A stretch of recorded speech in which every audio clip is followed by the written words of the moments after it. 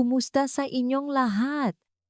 Ako si Dra, Ligaya Santos at ngayong araw ay tatalakayin natin ang isang napakahalagang paksa, ang pagpapanatili ng malusog at kabataang katawan lalo na para sa mga nasa edad 60 pataas. Marami sa atin ang nakakaranas ng matinding pagkabigo pagdating sa pagbaba ng timbang. Kung pakiramdam mo ay hindi na bumababa ang iyong timbang kahit anong gawin mo at nagtataka ka kung bakit lumalaki ang iyong tiyan kahit pareho lang ang iyong kinakain nung bata ka pa o kung lagi kang pinagsasabihan ng doktor tungkol sa iyong presyon at cholesterol at nahihirapan kang mag-ehersisyo dahil sa pananakit ng tuhod at balakang, hindi ka nag-isa. Maraming Pilipino na nasa edad 60 pataas ang nakakaranas ng ganitong problema. Maring nararamdaman mo na rin na dahil sa iyong edad, kailangan mo nang tanggapin na hindi ka napapayat o gaganda pa at umiwas ka na lang tumingin sa salamin. Pero bago ka sumuko, pakinggan mo ang kwentong isang ginang. Si Aling Susan, 62 taong gulang at isa sa mga manonood ng Aking Channel ay umabot sa 72 kilo at nahirapan siyang magbawas ng timbang sa kabila ng ibang dieta.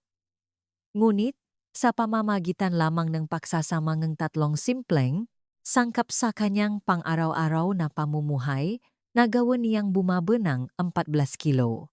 Ang pinakamaganda, parito, hindi siya naghirap sa matinding ehersisyo o mahigpit na paghihigpit sa pagkain. Ang masangkap na ito ay nakpabata sa kanyang katawan sa cellular level. Sa video na ito, ibabahagi ko ang lahat ng lihim tungkol sa kamanghamanghang sangkap na ginamit ni Aling Susan upang bumaba ng 14 kilo. Hindi lang ito personal na karanasan, ibibigay ko rin sa inyo ang mga napatunayang katotohanan mula sa pinakabagong medikal na pananaliksik sa buong mundo. Kaya huwag mag-alinlangan at makinig hanggang sa huli.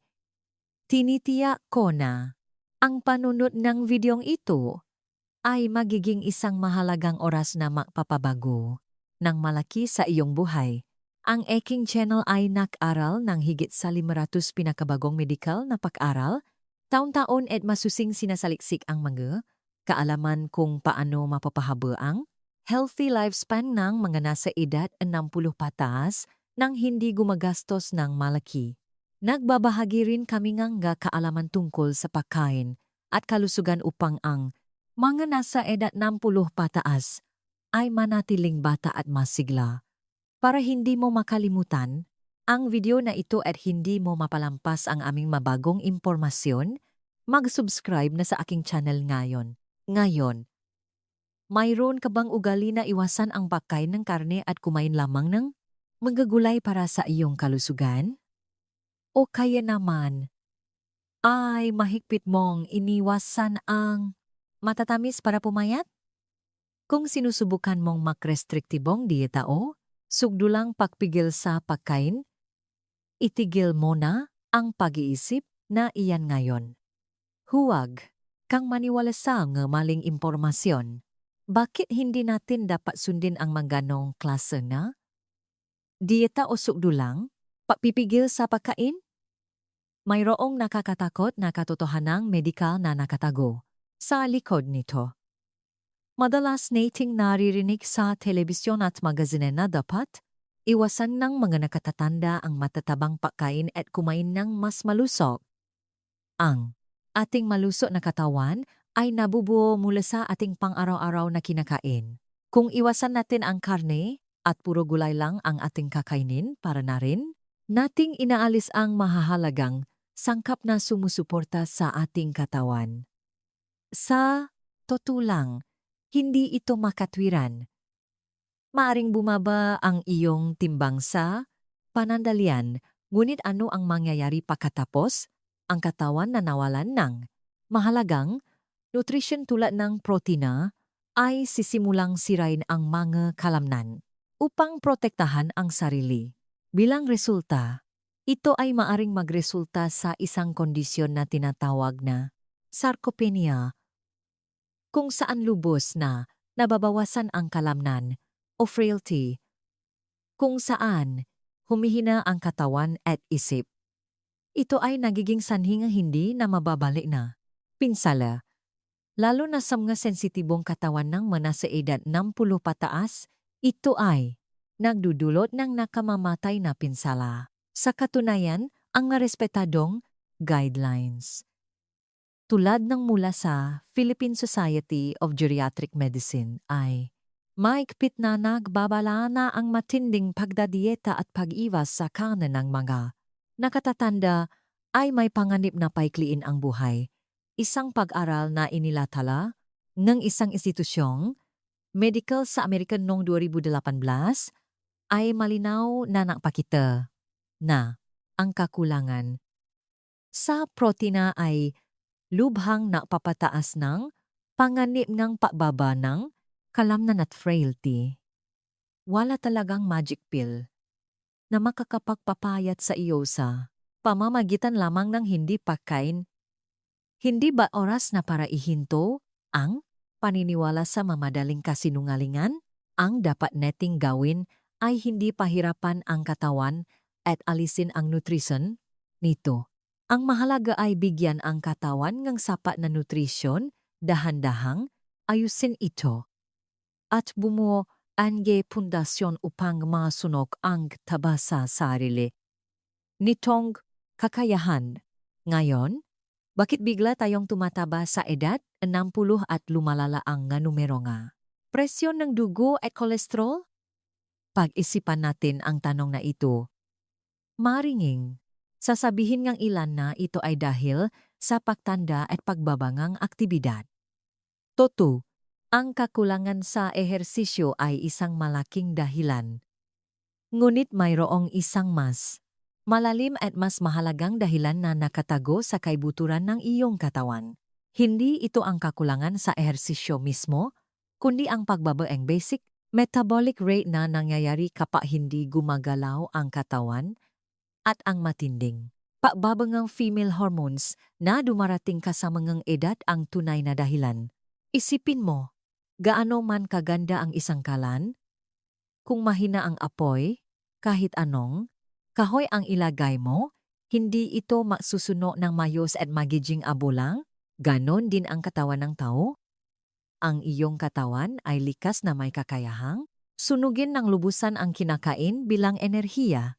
Ngunit sa pagtanda, nababawasan ang kalamnan, humihina ang apoy ng basic metabolic rate at mabilis na bumababa ang female hormones na nagpoprotekta sa katawan. Dahil dito, ang kinakain ay hindi nasusuno ng lubusan at naitatago bilang visceral fat sa paligid ng tiyan. Ang maliit na pagkakamaling ito sa siklo ng katawan ang tunay. Ana, dahilan kung bakit hindi ka makapayat kahit anong gawin mo? Alam mo ba ang katotohanan ito? Kaya naman, hindi mo dapat pilitin ang sarili sa matinding ehersisyo na makakasakit sa iyong tuhod o magbawas ng pagkain na magpapababa ng iyong kalamnan. Ang lubos kong inirekomenda ay ang pagdadieta na hindi mo kailangang magpakahirap, kundi kumain lang. Ang pinakamabisang paraan ay ang pagsasama ang tatlong kamanghamanghang sangkap na nakpababa ang 14 kilo kay aling susan sa iyong pang-araw-araw na pamumuhay. Bakit sa dami-daming sangkap, itong tatlo ang dapat mong piliin? Ipapaalam ko sa iyo ang nakakagulat na dahilan. Ang una kong solusyon ay isang kamangha-manghang dessert na nagpapalabas nga pinakamataas na kapangyarihan ng soy. Naniniwala ka ba na sa dieta? Hindi ka. Dapat kumain ng matatamis at mahigpit mong pinipigilan ang sarili mo? Napakahirap na araw-araw iyan. Ngunit, ang ganap na pagbabawal sa matatamis ay hindi lamang isyu ng pagpipigil sa sarili. Sa katunayan, ang matinding pagpigil sa matatamis ay nakbibigay ng matinding stress sa utak na maring magdulot labis na pagkain at rebound. Ang unang sikreto ay ang kamanghamanghang kapangyarihan ng soy isoflavones na nagpapababangang taba habang nagbibigay ng kasiyahan sa utak. Nabanggit ko kanina na ang pagbaba ng female hormones ang dahilan kung bakit madaling tumaba ang nga nasa edad ng 10. Ano ang mangyayari kung isasama natin ang soy sa katawan na nawala ng protective barrier dahil sa edad? Ang soy isoflavones na nasa soy ay gumaganap ng halos kaparehong papel ng female hormones sa katawan. Ito ang pumapalit sa female hormones at nilalabanan ang visceral fat na lumalabas. Bukod dito, mayroon din itong kamanghamanghang epekto pagpapatibay, buto at papigil sa osteoporosis na madalas mangyari. Ang pangalawang sikreto ay ang kapangyarihan ng gelatin na napoprotekta sa kasukasuan. Ang purong gelatin ay mayaman sa collagen, isang mahalagang nutrisyon na napapadulas sa makasukasuan ng tuhod at balakang. Ang sangkap na ito ay dahan-dahang napoprotekta sa manay pulpo na katilay na parang lubricant. Alam mo ba ang katotohanan ito? Siyempre, huwag mo akong maintindihan. Hindi ibig sabihin nito na pwede kang kumain ng matamis na puding na puno nga asukal na nabibili sa supermarket. Ngunit sa pamamagitan ng paggamit ng mga produktong soy tulad ng tofu, soy milk at kinako bilang base at gelatin bilang cushion, mapoprotektahan mo ang iyong mga kasukasuan at mapapalabas ang pinakamataas na epekto ng dieta na aking ipapakilala. At ito ang magiging pinakamahusay na suporta upang ligtas na matugunan ang pagnanais ng utak na kumain ng matatamis, kaya naman ang pagkain ng dessert na gawa sa soy at gelatin ang pinakamahusay na pagpipilian upang pababayin ang katawan ng mga nasa edad 60. Ngayon, ipapakilala ko na sa inyo ang pinakamalakas na high-protein pudding na makakapagpapagaan ng pananakit ng kasukasuan at makakapagpaliit ng tiyan sa pamamagitan ng pagsasama ng soy at gelatin. Ang dessert na ito ay isang gintong, balansang recipe na nabibigay ng protein na bilang sangkap ng kalamnan, nag-aalaga sa kasukasuan at nagbibigay kasiyahan sa pagnanais para sa matatamis, lahat ng sabay-sabay. Bakit kailangan nating paksamahin ang tofu, soy milk, kinako, at gelatin? Ipapaalam ko ang dahilan. Mayroon ka bang nararamdaman na pananakit ng tuhod o pakalagot ng kasukasuan kapag umaayat o bumababa nga hagdan kamakailan? Iyan ay senyales na napuputpot na ang cartilage ng iyong kasukasuan. Kung hahayaan mo ang pananakit na ito, gaano man karami ang ehersisyo na nais mong gawin, hindi gagalaw ang iyong katawan at hindi ka kailanman papayat. Dito pumapasok ang gelatin. Ang collagen, isang sangkap ng gelatin, ay medikal na kinikilala na may epekto sa pagpapagaan ng pananakit ng kasukasuan. Ipinakita rin sa isang pag-aral ng University of Santo Tomas sa Maynila noong 2008 na ang pag-inom ng collagen peptides ay siyentipikong napatunayan na nakakapababangang pananakit ng kasukasuan at nakpapabuti ng paggalaw. Ngunit, kung tunawin lamang ang gelatin sa mainit na tubig at inumin, hindi ito masarap at hindi mo ito magagawa araw-araw. Kaya naman, bibigyan natin ng sapat na nutrisyon ang tofu at soy milk. At pagsasamahin pa natin ito kinako. Ang kinako ay mayaman sa dietary fiber na nag-ayos kapaligiran ang bituka, ang kapangyarihan ng soy na magpababangang taba at ang kapangyarihan ng gelatin na magprotekta sa kasukasuan ay dahan-dahang babalutin, linisin ang tiyan, at inaasahang magpapagaan ng pananakit. Ngayon, ipapaliwanag ko ang paggawa at pagkain nito. Una, ilagay ang isang blok ng firm tofu sa isang mangkok. Gamit ang whisk, ihalo ng maayos hanggang sa mawala ang bubong tofu at maging makinis. Pagkatapos, magdagdag ng kaunting asukal para sa tamis. Mas mainam na. Gumamit turbinado sugar o muscovado sugar na mayaman sa mineral kaysa sa puting asukal. Pagkatapos, magdagdag ng isang kutsara ng kinako at ihalo ng mayos. Sa isa pang mangkok, maglagay ng 150 ml ng soy milk at 5 ng powdered gelatin. Painitin ito sa microwave sa loob ng 30 hanggang 40 segundo upang lubusang matunaw ang gelatin. Dahan-dahang idagdag ang tinunaw na gelatin-infused soy milk sa mangkok ng tofu na inihanda kanina at ihalo ng maingat upang walang mabuo. Ilagay ito sa maliliit na lalagyan at palamigin sa refrigerator sa loob ng halos 2 oras. Mag-ingat sa oras dahil kung masyadong matagal, ito ay titigas. Kung nais mo, maglagay ng kaunting low-calorie whipped cream sa ibabaw at ito ay magiging masarap na puding na. Parang binili sa tindahan. Sa pamamagitan ng paggawa ng puding na ito bilang bunala. Pang-araw-araw na merienda, mawawala ang stress ng pagpigil sa matatamis at magugulat ka na lang na lumiit na pala ang iyong tiyan. Susunod, ang pangalawang solusyon na ipapakilala ko ay ang kombinasyon ng beef at bell peppers. Ito ang pinakamalakas na ulam na batay sa pinakabagong nutrition na epektibong nagsusunong ang taba ng hindi binabawasan ang basic metabolic rate. Bakit kailangan nating pilin ang beef at bell peppers? Ipapaalam ko ang dahilan. Sa pagtanda, naiwasan mo ba ang pagkain ng karne?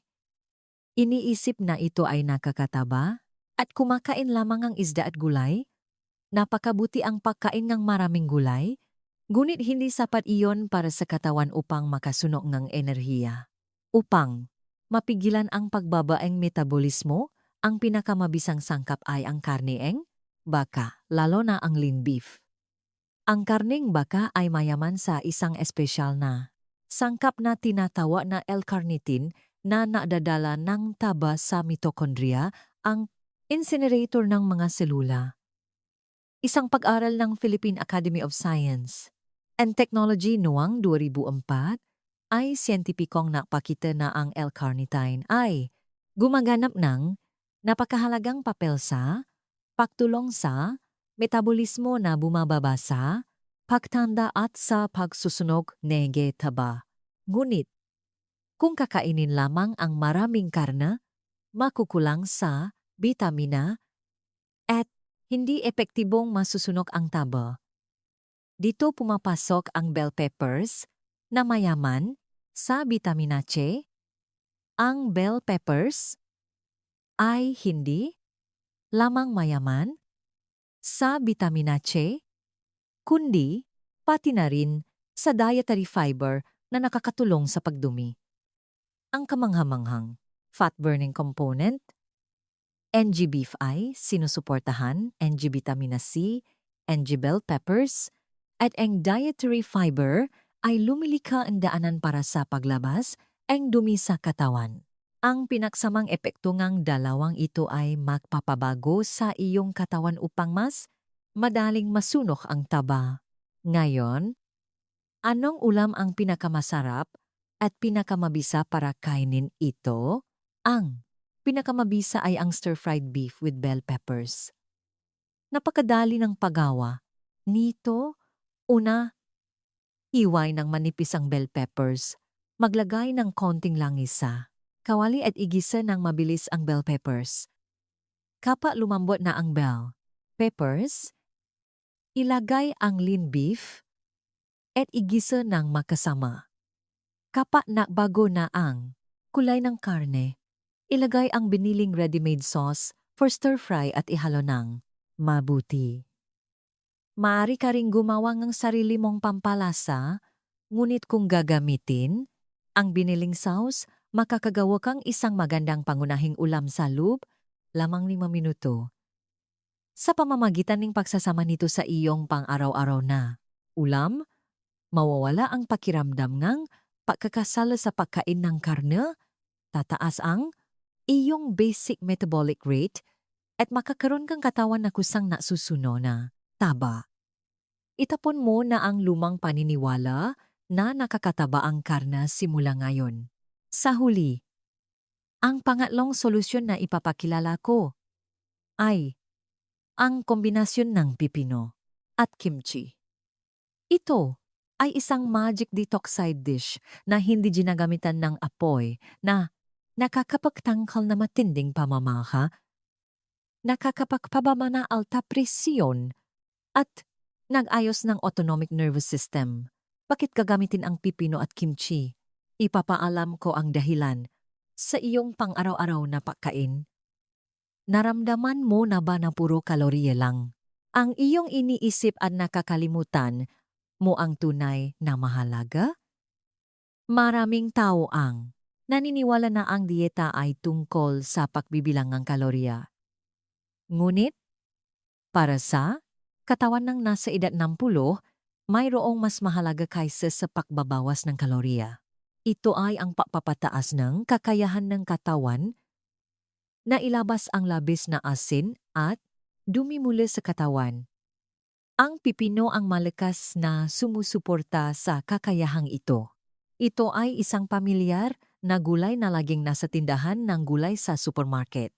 Ang pipino ay mayaman sa isang sangkap na tinatawag na potassium. Ang potassium ay may kamanghamanghang kakayahang ilabas ang labis na asin sa katawan bilang ihi.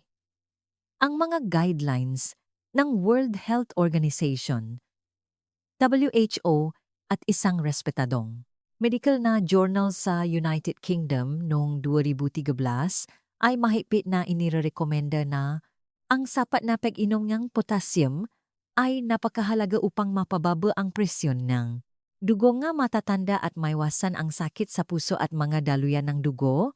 Bukod pa rito, ang pipino ay naglalaman din ng lipase, isang enzyme na nagpapahiwalay ng taba. Kung ito ay isasama sa kimchi, isang fermented food, magkakaroon ng kamanghamanghang synergistic effect. Ang kimchi ay mayaman sa probiotics, ang mabuting bakterya na nagayos ning kapaligiran ng bituka. Sama kamakailang medical na pag-aral, ang konsepto ng good brain axis na nagpapahiwatig ng malalim na koneksyon sa pagitan ng bituka at utak ay nakakakuha ng pansin. Isang pag-aral sa isang journal ng gut specialist sa Amerika ay napakita na kapag kumakain ng fermented foods at bumubuti ang kapaligiran ng bituka, nagiging stable ang autonomic nervous system at napipigilan ang labis na paggagutom mula sa utak. Ang detoxifying effect ng pipino at ang epekto ng kimchi sa pagayos ng autonomic nervous system ay pinagsama, inaasahang magpaparelax sa mga matigas na daluyan ng dugo, magpapababang ang presyon ng dugo, at magpapabago sa katawan upang maging walang pamamaga at payat. Ngayon, ipapaliwanag ko ang paggawa at pagkain nito. Una, gaanong hampasin ang pipino gamit ang rolling pin?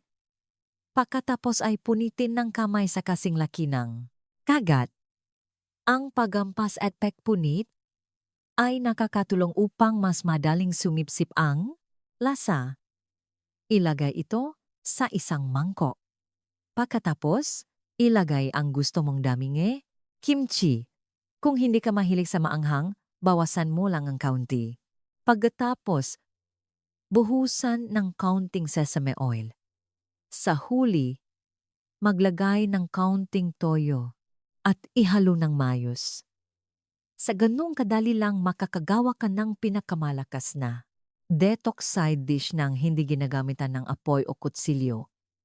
Sa pamamagitan ng pagkain nito bilang pang-araw-araw na side dish, mararamdaman mo na nawawala ang labis na tubig, nagiging stable ang iyong presyon na dugo, at nagiging kalmado pa ang iyong pakiramdam. Ipinakilala ko na sa inyo ang tatlong kamanghamanghang kombinasyon ng sangkap batay sa pinakabagong medical na pananaliksik. Lahat ng ito ay madaling mabili sa supermarket at napakadaling gawin, ngunit mayroong isang mahalagang pangako na dapat ninyong sundin. Gaano man kabuti ang isang sangkap para sa katawan, kung mali ang paggawa, mawawala ang kalahating epekto at maring maging sanhi. Pangasakit. Upang maprotektahan ang iyong mahalagang katawan, siguraduhin na tandaan mo ang sumusunod na panuntunan. Huwag pilitin ang sarili na kumain na marami ng sabay-sabay. Ang resipe na ipinakilala ko ngayon ay masarap. Lahat kaya maring gusto mong kumain ng marami. Ngunit gaano man kabuti ang isang bagay, ang labis na pagkain ay nakakasama sa tiyan. Lalo na ang katawan na nasa edad 60 ay unti-unting humihina ang kakayahan sa pagtunaw. Ang pinakamahalaga ay ang patuloy na pagkain na sapat na dami araw-araw na sa tingin mo ay masarap habang nakikipag-ugnayan sa iyong sariling kondisyon ng katawan. Maraming salamat sa iyong mahabang pagsubaybay hanggang dito. Sa video na ito, ipinaalam ko na ang iyong mga alalahanin at problema tungkol sa labis na katabaan, presyon ng dugo at pananakit ng kasukasuan ay hindi lamang dahil sa pagdanda o labis na pagkain, kundi dahil sa pagbaba ng basic metabolic rate, pagbaba ng hormones at maling dieta. At sa halip na pahirapan ang katawan sa matinding ehersisyo o pagpigil sa pagkain, ipinaliwanag ko ng detalyado at tapat batay sa siyentipikong pananaw at sa karanasan ni Aling Susan na bumaba ng 15 kilo ang pagpapuno ng hormones sa zoe isoflavones pagprotekta sa kasukasuan ng Latin, pagsusunog na taba sa L-carnitine ng karne ng baka, pagpapababa ang pamamaga at presyon ng dugo, ang pipino at kimchi, at pag-ayos ng autonomic nervous system. Maraming tao ang sumusuko na iniisip na matanda na ako at patuloy na nauhihirap sa maipit na paghihipit sa pagkain o nautitiis sa pananakit araw-araw. Hindi ko nais na makita pa ang sinumang umiyak dahil sa matinding rebound na dulot ng maling impormasyon sa dieta. Ang iyong katawan ay tiyak na magiging mas mabuti depende sa kung ano ang iyong kinakain at kung paano mo ito binibigyan ng nutrisyon araw-araw. Ngayong araw na ito, nakilala mo ang video na ito at nakuha mo ang tamang kaalaman na dapat punan ang katawan na kinakailangang nutrisyon sa halip na pahirapan ito, hindi ka na ang ikaw. Kahapon, hindi mo kailangang gumastos ng malaki? Ang mapamilyar na sangkap sa iyong kusina ang magiging pinakamahusay na kasosyo sa pagpapanatili ng iyong katawan na maluso at bata. Ang maliliit na pagpipilian sa pagkain araw-araw ay mapapakinang ng husto sa iyong ngiti sa loob ng 1 taon o 5 taon. Ang aking channel ay buong pusong sumusuporta sa iyo upang patuloy mong mahalin ang iyong katawan, makaroon ng kumpiyansa, at mamuhay ng masaya at positibo araw-araw. Dito mayroon lamang akong isang pakiusap sa iyo, bakit hindi mo subukan na ideklara ang iyong menu simula bukas sa comment section sa ilalim nga video na ito? Bukas, gagawa akong soy at gelatin puding. Titigilan ko na ang pagpigil sa karne simula ngayon. Susubukan ko kaagad ang pipino at kimchi. Side dish. Kahit gaano kalit, okay lang. Sa pamamagitan ng pagsusulat mo, iyong sariling mga salita, ito ay magiging isang matinding determinasyon para sa iyong kalusugan sa hinaharap. At ang deklarasyong, iyan ay magiging isang malaking inspirasyon para sa kapwa manonood na naghihirap din sa timbang o sakit sa katawan. Nice kong gawin ang comment section ng channel na ito na isang may need na komunidad NG Emaga kaibigan na nais mamuhay ng positibo at malusog. Hinihintay kita na kumilos. Kung sa tingin mo ay nakatulong o naging interesante ang video na ito, mangyaring pindutin ang like button. Malaki ang tulong nito sa akin. Patuloy din kaming magbabahagi ng pinakabago at talagang kapakipakinabang na impormasyon upang suportahan ang iyong kalusugan at kabataan. Kaya kung hindi ka pa nakapag-subscribe, mangyaring mag-subscribe sa channel. Ang iyong maliit na pagsisikap araw-araw ay makakagawangang maluso ng katawan sa hinaharap. Sama-sama, neting palakihin ang isang maluso at walang sakit na katawan na hindi natatalo. Sa edad, maraming salamat sa inyong panunod hanggang sa huli. Kung gayon, makita-kita tayo muli sa susunod na video ng may ngiti.